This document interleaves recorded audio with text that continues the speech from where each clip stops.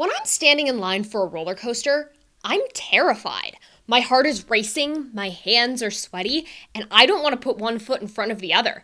So why is it that after the ride is over, I want to get right back on? Roller coasters, horror movies, haunted houses, and scary campfire stories all play on the same basic human experience: fear. Fear is our safeguard, our warning system.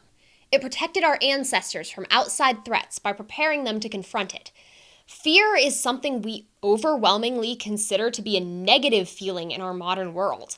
How many inspirational quotes do you see every day about conquering fear? In so many ways, fear has become the enemy of modern humans. We avoid stressful and fear-provoking situations all the time.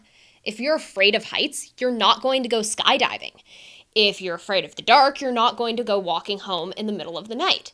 Avoidance is so deeply programmed into us that we avoid potentially dangerous and fear-provoking situations without even thinking about it. So it seems rather counterproductive to seek out fear-inducing experiences. Why does falling on a roller coaster feel thrilling while falling in any other scenario would be a nightmare? Our fight or flight response is regulated by the part of the brain known as the amygdala, which also assists with memory and associations. It keeps us out of unsafe situations by triggering a physiological response when we are in danger. When there's a real threat, the feeling is anything but enjoyable. However, in situations where we know that we're safe, playing with that exhilaration can be fun and exciting. The endorphins, or adrenaline, that our body releases as we escape from a threat.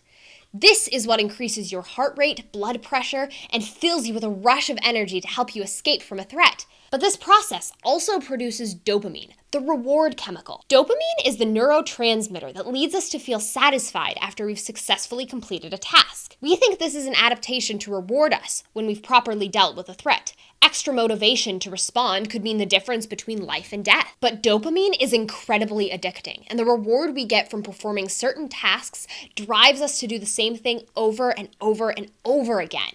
It motivates us to eat foods we've enjoyed in the past, or seek out pleasure from doing activities that feel rewarding to our brains. In the modern world, we are very rarely actually being chased down by a lion or a bear, but our reward system is still programmed to respond to threats. With dopamine on the line, it's no wonder we get a rush from thrills.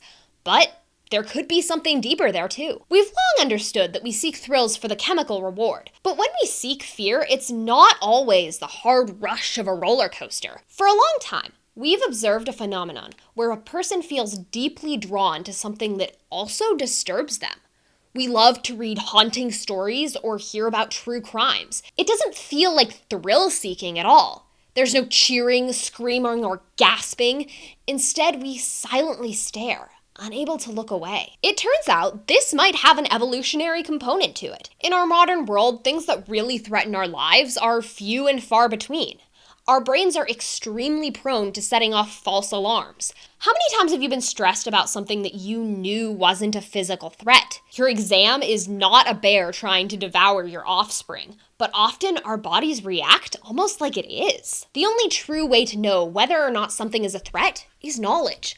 Learning more about something is your brain's way of assessing the danger and finding out ways to deal with it. The desire for knowledge is quite literally built into our DNA, and searching for more information is the best guard we have against fear. The human mind is plastic for a reason. We need to be able to adapt to our circumstances to live in a lot of different environments. So it makes sense that even in our modern world, we would be doing the same thing. If we find that a stressful situation requires action, then we have the knowledge to make the best decision on how to proceed. And if not, it can help put our minds at ease. Whether you love seeking the thrill of a roller coaster or stay up late into the night reading creepy stories, you can remember that you have your ancient ancestors to thank. Thanks for watching.